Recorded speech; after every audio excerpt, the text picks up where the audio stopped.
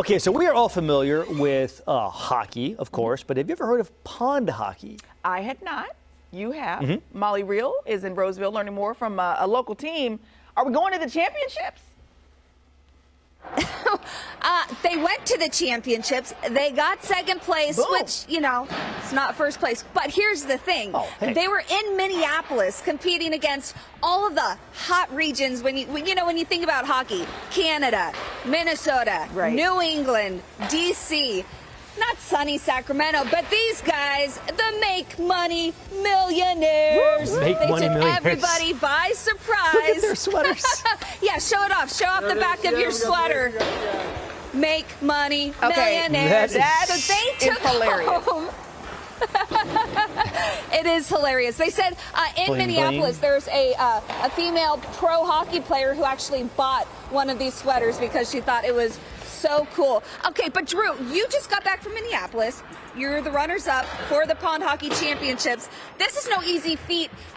One, because, you really don't think about Sacramento as a hot spot for hockey players, but also pond hockey is difficult, and you are kind of at a disadvantage because we don't have frozen ponds here. Yeah, that's putting it mildly. This is like glass out here. It's professionally done. The pond that we were skating on, the weather hadn't cooperated. Our first game, there were, divots that were 6 inches deep.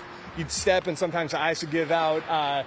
We had pylons and trash cans marking the unsafe spots. There was a question in the morning whether they were even going to be able to host games that day. So we lucked out. They got it together, and by the second and third day, it was actually pretty good conditions out there. You described it as kind of playing soccer in a foot of mud is how those conditions are. Yeah, here you push off, you glide. There it was just constantly chopping your feet. There was no glide, or else you just fall flat on your face. It was dangerous, but it was a lot of fun. So this is a beer league, so it's supposed to be fun. It was fun, but some people took it a little bit seriously. And when the kids from Sacramento came, you took some people by surprise. They beat a Stanley Cup winner from Canada. Yeah, we played a team from Winnipeg, Tom Chorsky. I actually watched him win the Stanley Cup when I was in middle school, and we beat them, and they were surprised, and they were not exactly happy about it. I think it was a little ego check, like they came into it, you guys from Sacramento, we're going to steamroll you, and then we put up a fight and actually came out on top. So,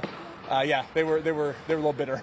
And Matt, none of you guys are like professionals or college players. A lot of you took it up a few years ago. Yeah, a lot of us come from a lot of different backgrounds. We come together every Wednesday night to play. It's been a great way to meet new people, keep healthy, and really just kind of form a little community that we have. So it's been fun to go out to Minnesota and play, and we get together here every Monday and Wednesday night and keep playing and keep the dream alive. Yeah. We're at Skate Town Ice Rink in Roseville, by the way, where they do hockey lessons in case you too someday want to be a U.S. Pond Hockey Championship runner-up. What's next for Make Money Millionaires?